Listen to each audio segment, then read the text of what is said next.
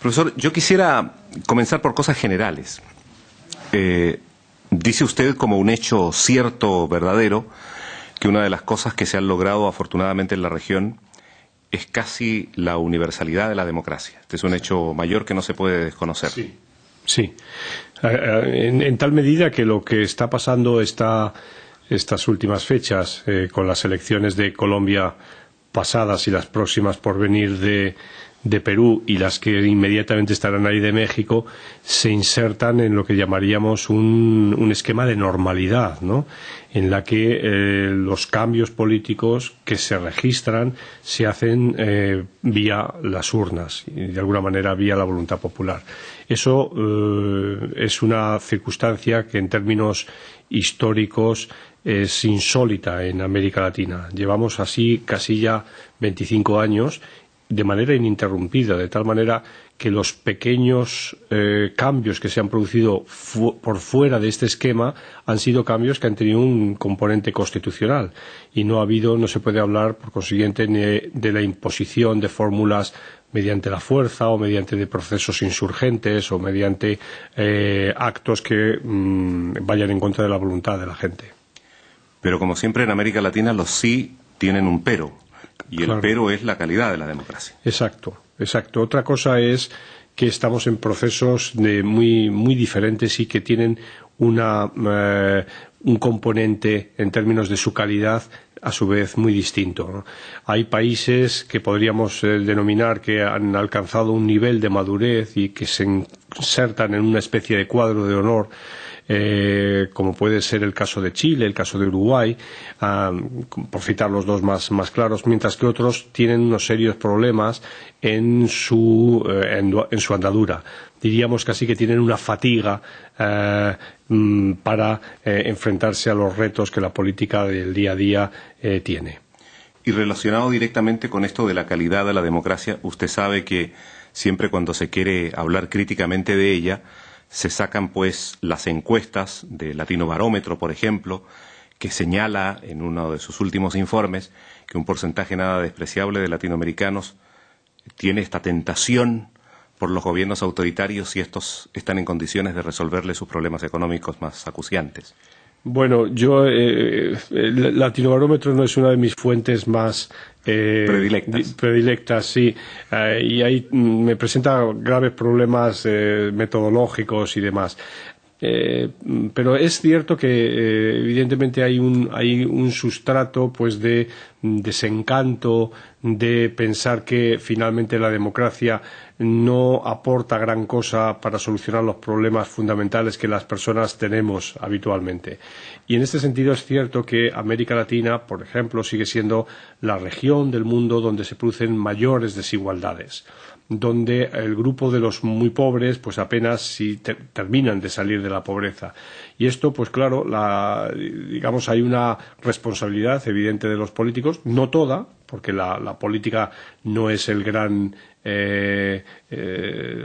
digamos, la gran medicina, ¿no?, para resolver todos los problemas, pero evidentemente sí que hay un problema de rendimiento de las políticas que no facilitan la vida de la gente. Y este es un déficit muy importante. Dentro de este cuadro general de América Latina, usted hace un comentario de gran calado. Dice que el neoliberalismo ha afectado seriamente a la composición social de la región. Sí. Para debilitarla de una u otra manera. Sí. Y ha transformado términos como solidaridad, como el funcionar juntos, como en pensar en el otro, como parte del pasado. Es decir, un triunfo del individualismo por sobre políticas muy cooperativas que habían sido tradición en América Latina. Exacto, ¿no? Y además es que el neoliberalismo, digamos, ha supuesto una dosis de medicina ante un enfermo, porque evidentemente el Estado populista o el Estado nacional popular que tenía la región o los países de la región en torno a los años 80 estaba muy enfermo y evidentemente había que introducir unos cambios radicales en la relación entre política, economía y sociedad, pero la terapia impuesta por el neoliberalismo ha sido demasiado brutal, ¿no? En gran medida porque el neoliberalismo ha destruido importantes instituciones que se habían ido construyendo durante mucho tiempo con el esfuerzo de los trabajadores y con el esfuerzo de las sociedades latinoamericanas, entregándolas al mercado, al capital, diríamos, privado, con muy poco retorno social, ¿no?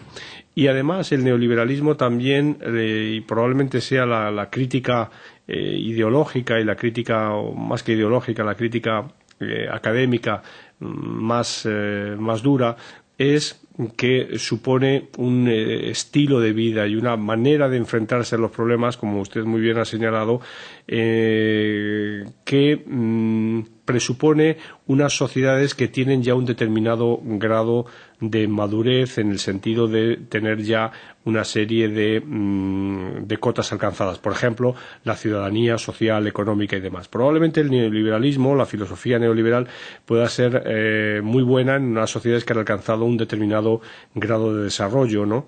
Donde la autonomía personal es una evidencia, pues porque los individuos pues tienen igualdad de conocimientos, igualdad de recursos, igualdad de oportunidades.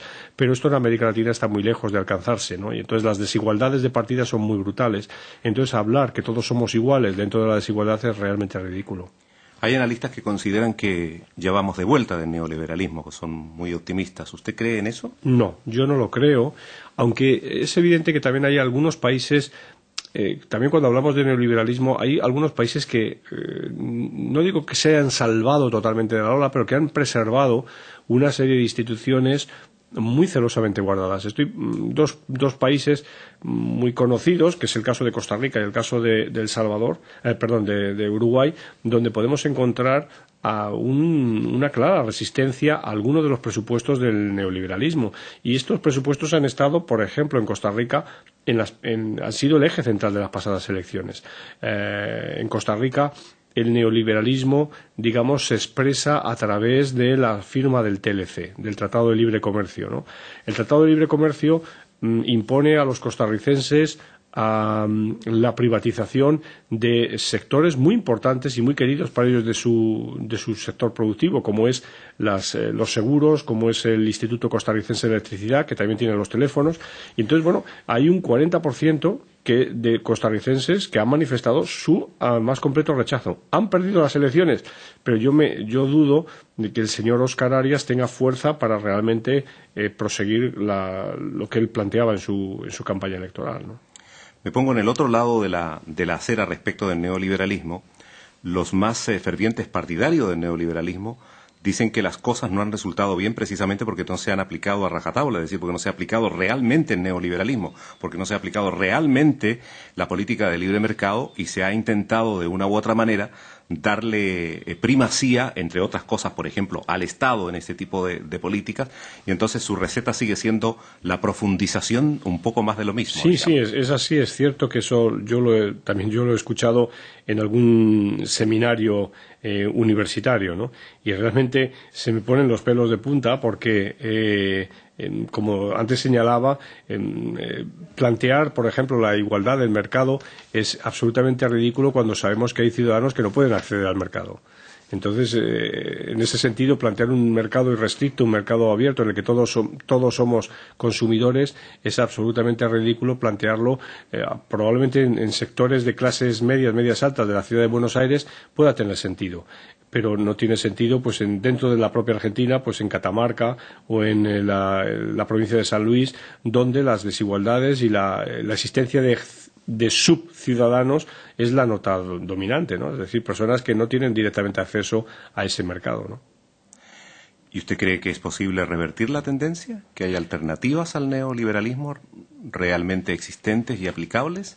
Bueno, el problema es complicado porque la alternativa se está planteando hoy con una matriz que es una matriz vieja y que es una matriz que en su momento pues ya tuvo serios problemas, que la llamaríamos, por entendernos, fácilmente la matriz populista, ¿no? Es decir, la matriz de un Estado nodriza que sobre una economía más o menos rentista, pues reparte.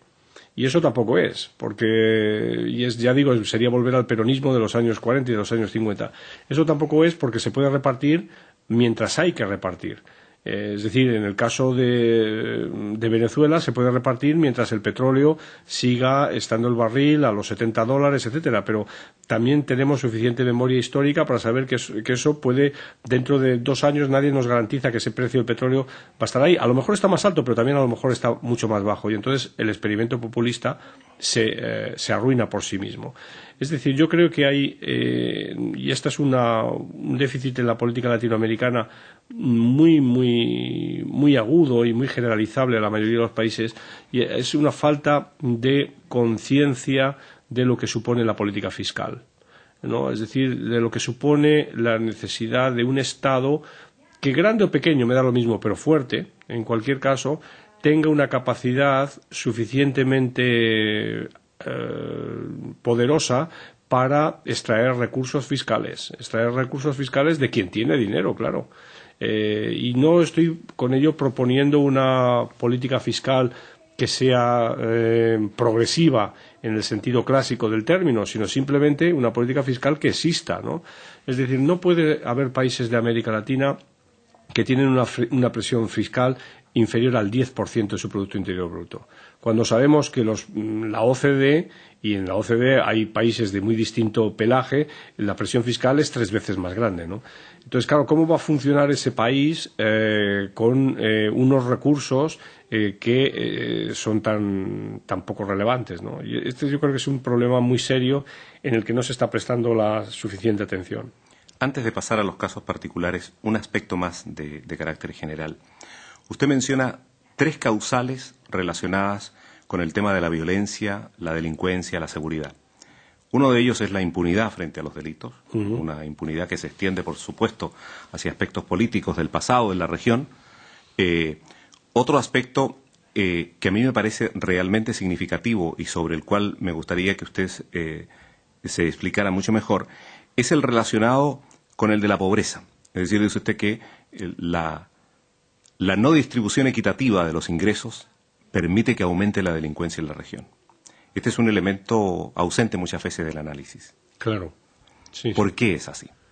Bueno, evidentemente no es un elemento que haya que considerarlo aislado, ¿no? Hay que incorporarlo en el contexto social y en el contexto económico de los casos de los países de América Latina. Pero es obvio que la falta de expectativas que pueda tener una comunidad en una situación de suma pobreza, pero en la que al lado hay otra comunidad que vive en la abundancia, y no solo vive en la abundancia, sino que dilapida la abundancia, es una disfunción tremenda que está en el origen de hechos delictivos. Se me olvidaba un tema que yo no quiero dejar pasar, me parece muy importante. Usted insiste a lo largo de su presentación mucho en este tema de las clases sociales. Sí. Usted sabe que a partir de los años 60, con la implantación de las dictaduras militares en América Latina, prácticamente se nos intentó prohibir a los latinoamericanos que habláramos de clases sociales, porque eso era de una u otra manera hacer mención a satánicas teorías como la del marxismo, etcétera, etcétera. Sí. Bueno, yo no es que yo lo haga por una moda intelectual u otra, ¿no? Yo creo que en mi trabajo he citado un trabajo muy convincente en el que se demuestra palmariamente la existencia de grupos sociales perfectamente definidos, y que nos guste o no nos guste el concepto de clase social, podemos utilizar, en vez del concepto de clase social, pues podemos utilizar el término sustrato social, o podemos grupo, pero evidentemente están ahí. Esto es claro, y hay diferentes intereses, y lo que pasa es que ahí sí que había un lenguaje dominante, no solo en América Latina, sino en Europa también, de pensar que estamos en una sociedad sin clases, y que, bueno, por encima de una determinada, que en algunos países evidentemente es cierta, igualdad legal, se nos ha vendido la idea de que todos somos iguales. Y no es así. No es así, claro. El pobre no es igual ante la ley en América Latina. Exactamente. Bueno, pasemos a los casos particulares. Yo vuelvo al tema de Venezuela. Hablaba usted, digamos, de la inviabilidad práctica del populismo en América Latina por ser resumo bien, por ser una política de corto plazo, ¿verdad? Sí. Que tiene pan para hoy y hambre para mañana, ¿verdad? Una cosa así. Sí. Pero desde el otro lado de la barrera, de los partidarios de Chávez, que no son pocos, ¿verdad? Ha ganado numerosísimas elecciones. ¿No es también el resultado de que se trata de un gobernante que, aunque nomás sea en el discurso, se ha acordado de los pobres, mientras que los partidos políticos durante decenios en América Latina y en muchos países no lo han hecho? Es decir, el hecho de que le pinten la choza, que le pinten ¿verdad?, la casita esa que está al borde del camino a los pobres, eso ¿los integra o se sienten ellos integrados de una u otra manera a la realidad nacional? La primera cuestión, y yo creo que fundamental, y esto utilizo las palabras del propio Chávez, Chávez es la consecuencia. Es decir, Chávez no está donde está porque haya caído del cielo, sino es la consecuencia de un desastre político y económico que se da en Venezuela fundamentalmente en la década de los años 90, pero que arrastra también algunas cosas de los años 80 y del que hay muchos culpables y muchos responsables, ¿no? Desde los políticos y los políticos tradicionales, los partidos políticos tradicionales, a también las nefastas políticas llevadas a cabo con la renta petrolera, ¿no? Y entonces ahí ese es el producto de Chávez.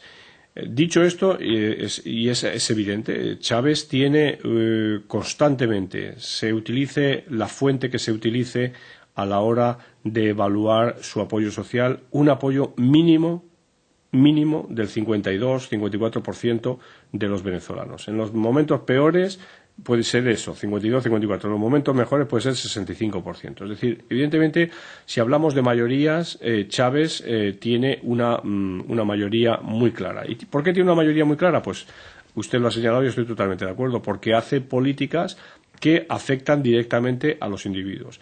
Otra cosa, y eso será el tema de mi tarea como investigador o como persona que se dedique a estudiar esto, es si eso en el fondo no está generando unos problemas a largo plazo.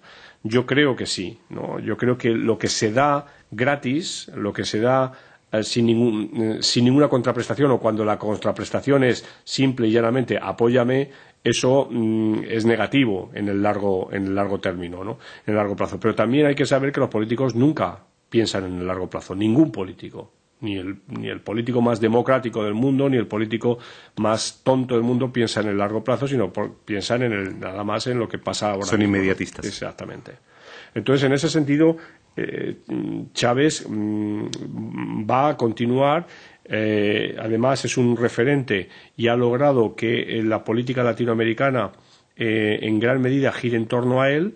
Ha tenido una gran habilidad compartida con Fidel Castro. Fidel Castro, digamos, se ha agarrado a esta tabla en la que ha visto una posibilidad de influir y de tener una visibilidad que claramente había perdido a finales del siglo pasado, y esto ha producido una retroalimentación, ya digo, muy interesante, y que es la que dinamiza ahora mismo la política latinoamericana, ¿no? Es decir, ahora los encuentros y demás es saber si viene Chávez o no viene Chávez, qué hace Chávez, si Chávez apoya a tal candidato o no apoya a tal candidato. Es decir, y además Chávez ha sabido coger también muy, muy claramente la beta antinorteamericana, que es una beta que siempre ha estado ahí, que es tradicional en la política latinoamericana desde hace un siglo, y encima además tocar con un presidente norteamericano indudablemente digamos facilón, ¿no?, para hacer esta tarea, ¿no? Ya que estamos en el barrio, dice usted Chávez Fidel, pero no ha nombrado a Evo Morales. Bueno, yo creo que Evo Morales es todavía demasiado temprano para saber cómo se va a conducir, y también Bolivia es un caso muy diferente, muy distinto. Hay un componente que une culturalmente, y esto sé que es simplificar las cosas, pero que une culturalmente a Castro y a Chávez, y es el mundo caribeño, el universo caribeño. De ahí al universo andino hay un salto muy, muy, muy grande, ¿no? El universo andino es un universo mucho más complicado, más no digo que el Caribe, todos los universos son complicados, pero es más, menos explícito, más difícil de penetrar. Hay una tradición de recelos, una tradición de una sabiduría muy especial, ¿no? En la que yo me imagino que los tiempos los va a saber suministrar y los va a saber muy bien manejar Evo Morales, ¿no? Y ya digo, yo creo que, aunque aparentemente y para la fotografía hay esta relación, y sobre todo para asustar a la derecha europea, claro, el Partido Popular en España se puede imaginar cómo está de alterado, ¿no? Porque el gobierno no es lo suficiente, el gobierno español no es lo suficientemente enérgico contra Evo Morales, que es amigo del eje del mal. Pero ya digo, esto es un argumento más bien de la derecha norteamericana, de la derecha europea, que una realidad plausible y que una realidad concreta, ¿no? Este eje, ¿no? En América Latina. A propósito de las polarizaciones políticas en la región respecto de Estados Unidos, usted sabe que se están dividiendo cada vez más las aguas entre los partidarios del ALCA y los partidarios del ALBA, digamos, por llamarlo de manera directa. ¿Sigue creyendo usted que es una posibilidad para América Latina la concreción del ALCA? Porque a eso apuestan todavía la mayor parte de los gobiernos de la región. Sí, vamos, apuestan, pero yo creo que no de forma muy clara, ¿no? O sea, yo ahora mismo, o sea, el tema de las relaciones interhemisféricas es tremendamente enrevesado porque se dan circunstancias muy variopintas. Por lo pronto, hasta ahora parecía que lo que definía el ALCA, y por eso tuvo progreso en los años 90, era que se trataba de un simple un simple acuerdo comercial puro y llano, de acceder a los mercados, etcétera, ¿no? Luego todo se demuestra que las cosas son mucho más complejas y que detrás del ALCA, o detrás de esa realidad hay un mundo más complicado. Pongo encima de la mesa 3 temas que han estado presentes en los últimos meses. Primer tema, muy bien, el comercio está ahí, pero ¿qué pasa con los emigrantes en Estados Unidos? ¿No? Es decir, ¿cuál es la respuesta de Estados Unidos a los inmigrantes? Bueno, esto yo creo que es un tema muy sensible y que es un tema muy complicado de política interior norteamericana, pero que todos los países latinoamericanos están mirando con el rabillo del ojo. O sea, este es un elemento. Segundo elemento, ¿qué pasa con con las ayudas al desarrollo prometidas por Estados Unidos y que finalmente solo se han concretado en el Plan Colombia, que es una ayuda de tipo militar y una ayuda básicamente contrainsurgente, etcétera, ¿no? ¿Dónde están el resto de la política de Estados Unidos para América Latina? La política de Estados Unidos para América Latina ha desaparecido conforme el agujero de Irak se va chupando, ¿no? toda la energía de Estados Unidos. Entonces, ese es un segundo problema. Y luego, tercero, ¿qué pasa con las agendas de cada uno de los países de América Latina? Que conviene no olvidar que cada uno tiene su agenda, y Brasil en este sentido pues tiene su agenda de si jugar a gran potencia o no jugar a gran potencia. México idem de idem, la presencia de China en la región hay que recordar, y lo digo en mi ponencia, como a finales del año 2004 la presencia china del presidente chino en la región fue muy intensa, y evidentemente hoy China se está convirtiendo en la primera compradora en algunos casos de materias primas de América Latina. Entonces, eso desfigura cualquier idea que se pretendiera monolítica y que se pretendiera única con respecto al ALCA, ¿no? Tampoco yo creo en el ALBA. No creo en el ALBA porque no creo en la unidad de América Latina. No digo que no creo no digo que no crea que no en el sentido de creer como esperanza, sino en el sentido de que me parece que las condiciones no están puestas para que haya esta. Yo voy a volver sobre ese tema al final. Paso a otro tema particular, el de Colombia, reciente victoria aplastante del señor Uribe, más del 62%. Creo que no se lo esperaban ni siquiera sus partidarios.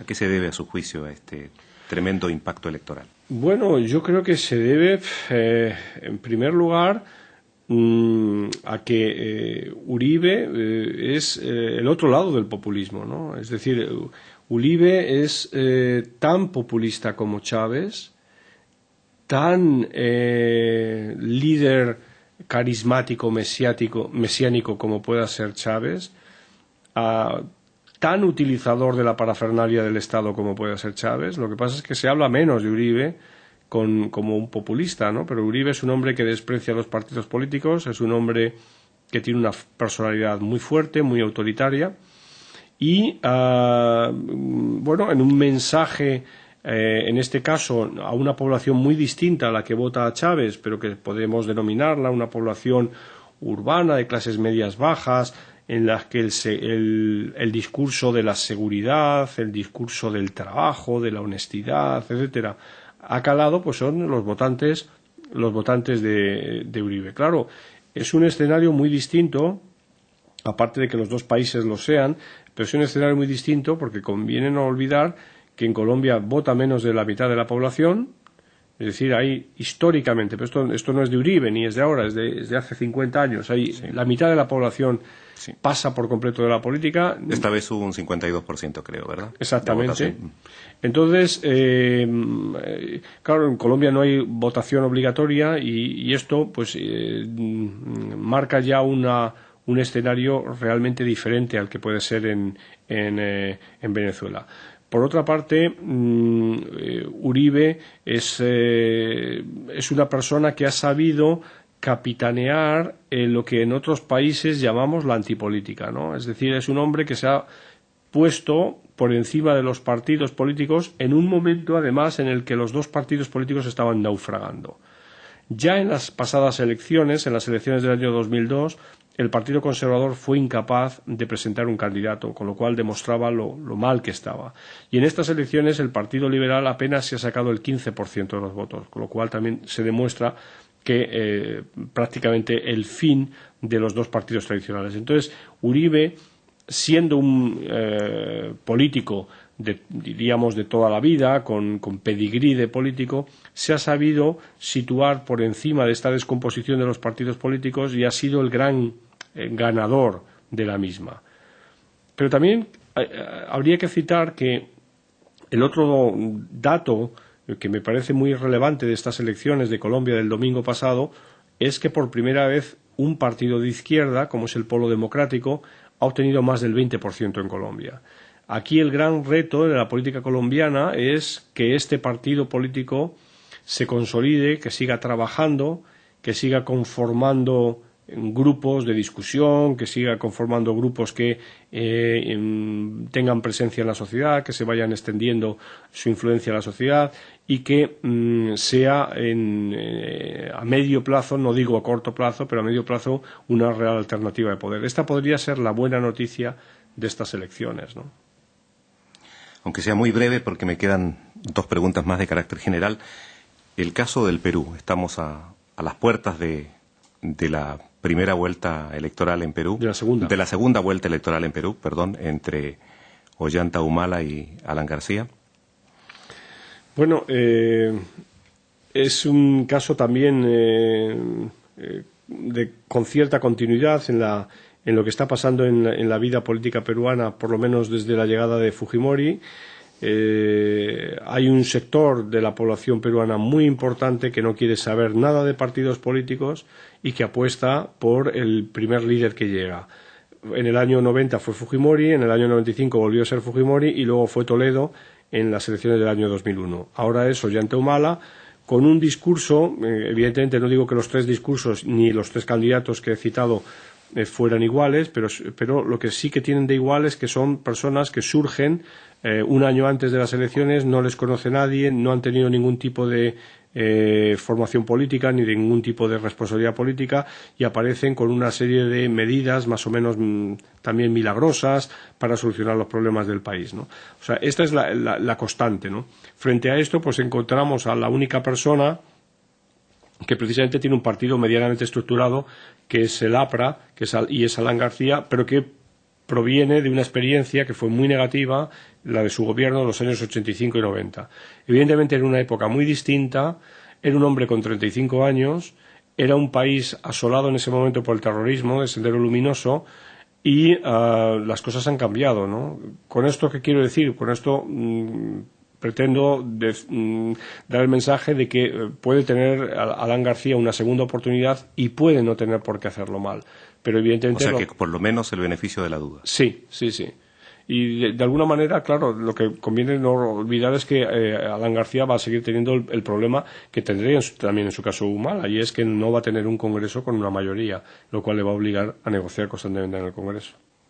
Profesor Alcántara, dos cosas finales. Una, la de la integración. Decía usted, efectivamente, no están dadas las condiciones para la integración en América Latina. ¿Pero no tiene usted la impresión que es más grave que eso? Le quiero señalar dos antecedentes que me gustaría que usted comentara. El primero de ellos es que en general se ha ido creando la convicción política y del análisis que no es necesaria la integración hoy día en América Latina.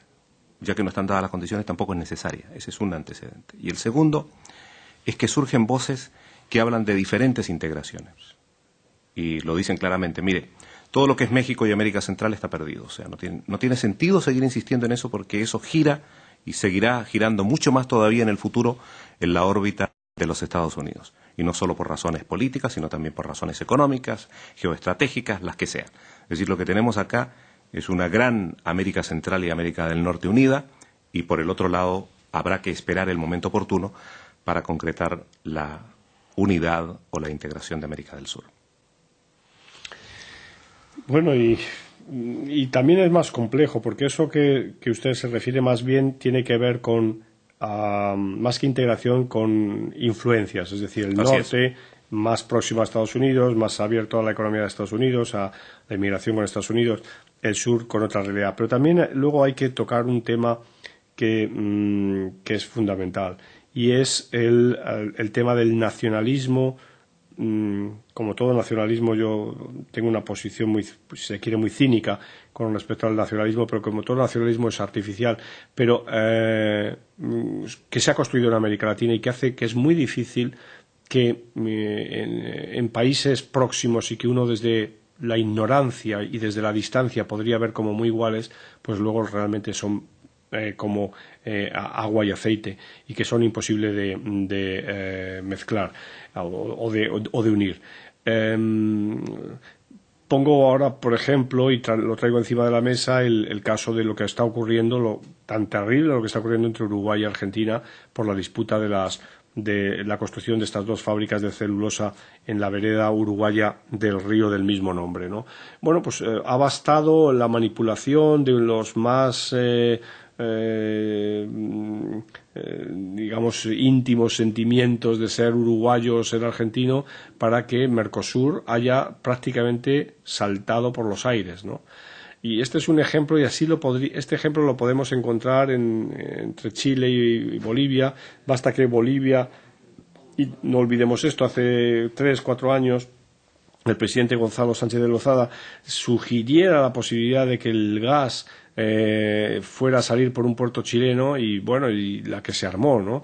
Esto mismo puede ocurrir entre Perú y Chile, puede ocurrir entre Colombia y Venezuela, ocurre diariamente entre Costa Rica y Nicaragua. Es decir, América Latina en este sentido está sembrada de bombas nacionalistas que hacen muy, muy complicada, con independencia de lo que usted decía, y que estoy de acuerdo, pero que hace muy complicada cualquier proceso de unión. Profesor, y para terminar, usted sabe que acaba de concluir hace poquitos días atrás en Viena este encuentro entre América Latina y Europa.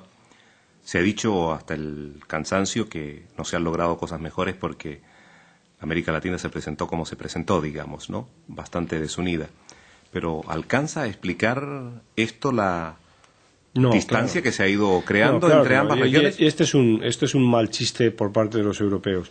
Yo ya tengo suficiente edad y era estudiante cuando precisamente en los años 70 oía y leía las mismas cosas de que la Unión Europea, en aquel momento el mercado común europeo, no podía tener un trato o una política especial con América Latina porque América Latina era tan diversa y tan eso que era imposible, ¿no? Pero esto también me recuerda al chiste de Kissinger, ¿no? Cuando decía que él llamaba a Bruselas y quería hablar con Europa y no se le ponía nadie al teléfono. Entonces, bueno, o sea que este es un mal chiste, ¿no? Yo creo que Europa tiene una responsabilidad muy grande con América Latina. Comprendo que Europa tiene unas fronteras calientes, inmediatas, que afectan a intereses de ciudadanos, intereses sociales, intereses económicos muy inmediatos.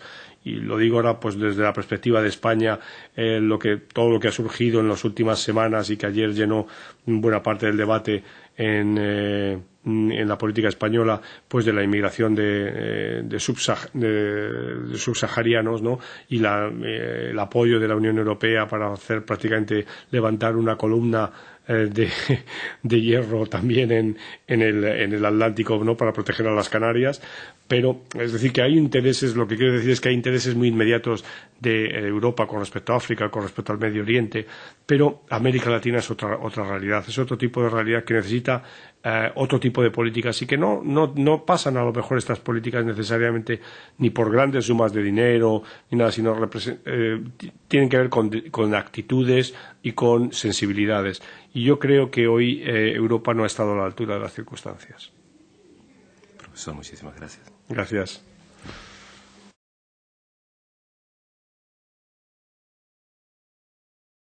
Insertan en una especie de cuadro de honor, como puede ser el caso de Chile, el caso de Uruguay, por citar los dos más claros, mientras que otros tienen unos serios problemas en su andadura. Diríamos casi que tienen una fatiga para enfrentarse a los retos que la política del día a día tiene. Y relacionado directamente con esto de la calidad de la democracia, usted sabe que siempre cuando se quiere hablar críticamente de ella, se sacan pues las encuestas de Latino Barómetro, por ejemplo, que señala en uno de sus últimos informes que un porcentaje nada despreciable de latinoamericanos tiene esta tentación por los gobiernos autoritarios si estos están en condiciones de resolverle sus problemas económicos más acuciantes. Bueno, el Latinobarómetro no es una de mis fuentes más predilectas, sí.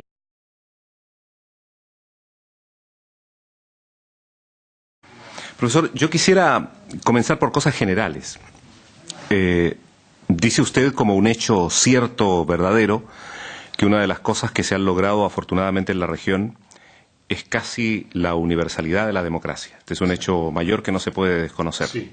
Sí, en tal medida que lo que está pasando estas últimas fechas con las elecciones de Colombia pasadas y las próximas por venir de Perú y las que inmediatamente estarán ahí de México se insertan en lo que llamaríamos un esquema de normalidad, ¿no?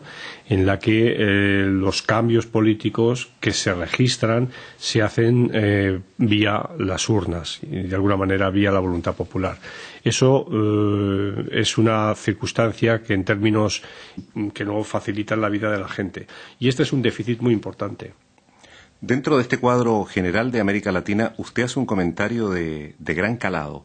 Dice que el neoliberalismo ha afectado seriamente a la composición social de la región. Sí. Para debilitarla de una u otra manera. Sí. Y ha transformado términos como solidaridad, como el funcionar juntos, como en pensar en el otro, como parte del pasado. Es decir, un triunfo del individualismo por sobre políticas muy cooperativas que habían sido tradición en América Latina. Exacto, ¿no? Y además es que el neoliberalismo, digamos, ha supuesto una dosis de medicina ante un enfermo, porque evidentemente el Estado populista o el Estado nacional popular que tenía la región o los países de la región en torno y ahí me presenta graves problemas metodológicos y demás. Pero es cierto que evidentemente hay un sustrato pues de desencanto de pensar que finalmente la democracia no aporta gran cosa para solucionar los problemas fundamentales que las personas tenemos habitualmente.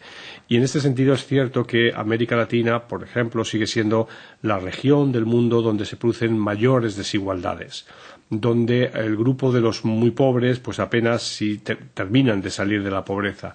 Y esto, pues claro, digamos, hay una responsabilidad evidente de los políticos, no toda, porque la política no es el gran, digamos, la gran medicina, ¿no?, para resolver todos los problemas, pero evidentemente sí que hay un problema de rendimiento de las políticas que no son históricos. Es insólita en América Latina. Llevamos así casi ya 25 años de manera ininterrumpida, de tal manera que los pequeños cambios que se han producido por fuera de este esquema han sido cambios que han tenido un componente constitucional y no se puede hablar, por consiguiente, ni de la imposición de fórmulas mediante la fuerza o mediante de procesos insurgentes o mediante actos que vayan en contra de la voluntad de la gente. Pero como siempre en América Latina los sí tienen un pero, y el Claro. pero es la calidad de la democracia. Exacto, exacto. Otra cosa es que estamos en procesos muy, muy diferentes y que tienen un componente en términos de su calidad a su vez muy distinto, ¿no? Hay países que podríamos denominar que han alcanzado un nivel de madurez y que se